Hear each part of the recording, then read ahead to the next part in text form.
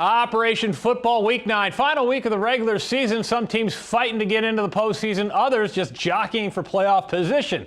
The latter, the case for our monster matchup. It's Elkhorn South and Papio South. Lauren Michelson is live in Papillion with more. Andy, hey, Papio South's mantra this season is anybody, anytime, anywhere. The Titans say it's a reminder to the team that they can compete with any program in the state, and the Titans certainly have. They're 7-1 for the first time in program history. The Titans have outscored their opponents 384-78. Tonight, another chance for a first. Defeat 7-1 Elkhorn South. We just have to have a really clear mindset that we can get it done. We're worthy of getting it done. If we play well on all three sides of the ball, we'll be just fine. We're really determined to win this game. The whole team is, coaching staff, scout team players, everybody's motivated to win this week. And so, I mean, we're all ready to just prove the state wrong, just make a statement game. We've lost to Elk South 3 straight years in a row. I won't discredit that, but we're also not the Papio South we used to be, and I think we need to show the state that. You know, if there's any doubters, we got to prove to them why we're legit this year, how we're not the Papio South of the past. We're coming Friday, and we're coming to play.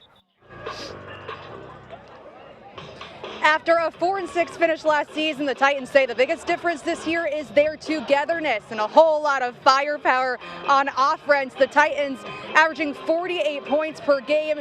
Every week, Papio South chooses a new team word. This week actually, the word is prove. Prove it to themselves, prove it to their opponents, and prove it to the state that they can compete tonight.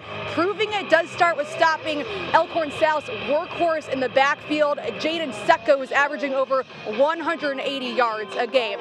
Reporting live from Foundation Field, Lauren Michelson, KTV News Watch 7 Sports. Thank you, Lauren. Stay warm out there. Final fan favorite game of the season. This matchup earning coverage because they voted more than 10,000 times on KETV.com, making sure we give this C1 Showdown extended coverage. It's Ashland Greenwood and Gross. Matt Satilli has the story from Bryant Stadium. A district title is up for grabs tonight when Ashland Greenwood travels east up I-80 to take on Gross Catholic.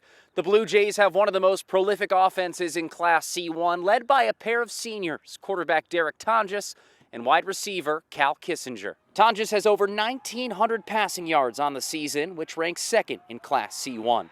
Kissinger also second in the class with nearly 800 receiving yards and 9 touchdowns. Ashland Greenwood hasn't lost a district game since 2018, but they'll have to take down Gross tonight to extend that streak and capture a 7th straight district crown. I think it builds up over year after year. It's kind of one of those unwritten rules with the kids that the next group comes up and they don't want to let the program down, and they just work to prepare and do what we can each week and try to take care of that scoreboard week to week. And obviously we've done a pretty good job of it throughout regular seasons. We'd like to extend that a little bit and hopefully get another one tonight. Gross Catholic is enjoying its second winning season since 2013.